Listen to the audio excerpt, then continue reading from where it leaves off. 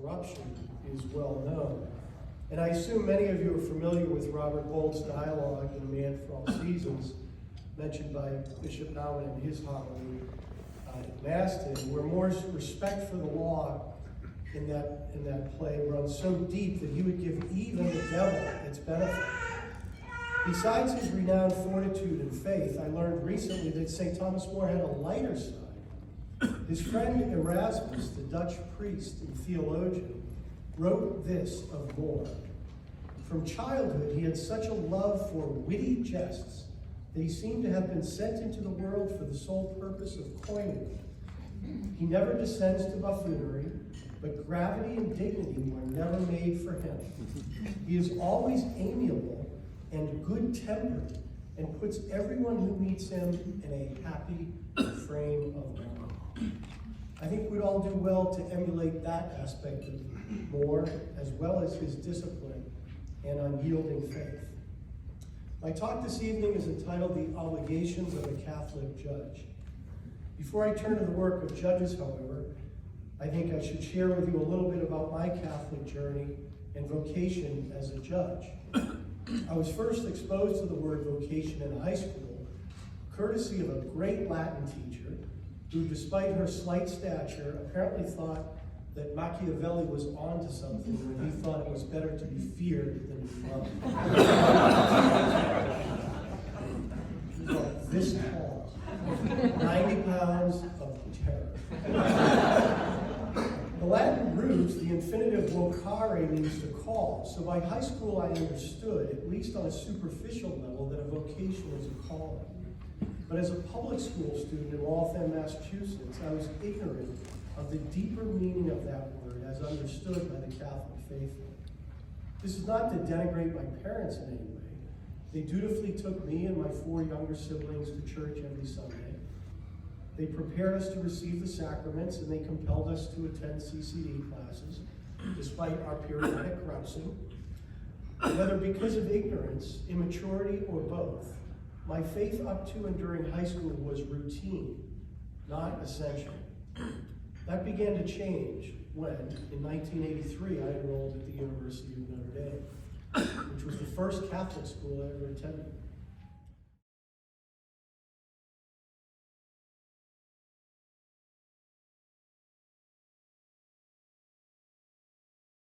Intellectual and statesman. St. Thomas More was an intellectual and statesman who served as Lord Chancellor of England under Henry VIII. Here, I want to draw a parallel between this martyr and 2 others. One is an earlier Thomas, killed by an earlier King Henry for maintaining the rights and privileges of the English Church, St. Thomas of Canterbury. So the executioner wears the same turban as the assassin in that work. The other is John the Baptist, who likewise was beheaded by a king for objecting. So this is just a combination of different saints who kind of underwent the same thing that Thomas More went. And it's something that, maybe we can even put it back up there if the judge has a chance to look at it, so you all can come and study it, but we wanted to present this to you.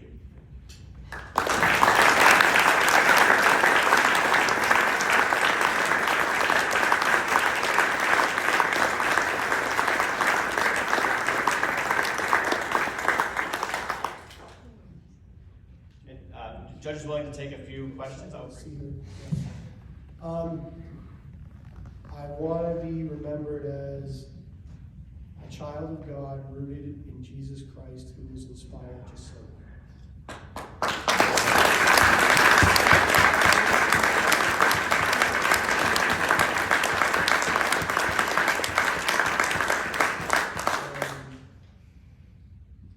I'll be really happy if my wife and my kids, and God willing, my grandkids think that.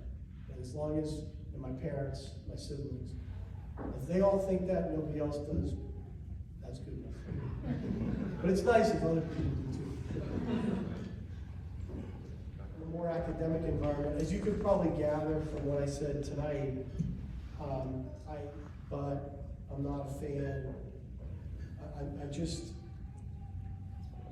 and I'm no expert on common good originalism, but based on what I've read about it, it seems like it could be summarized as judicial activism from the right. And, you know, I think judges need to uphold their oath of office. And once a judge starts imposing his or her own beliefs, philosophies, etc., on top of the cases, then I think you've already stepped outside the bounds. You know, we have a narrow lane. The narrow lane is to take the facts and the law and to apply it impartially. And if I start imposing my own predilections, then I've gone a long way toward violating my oath.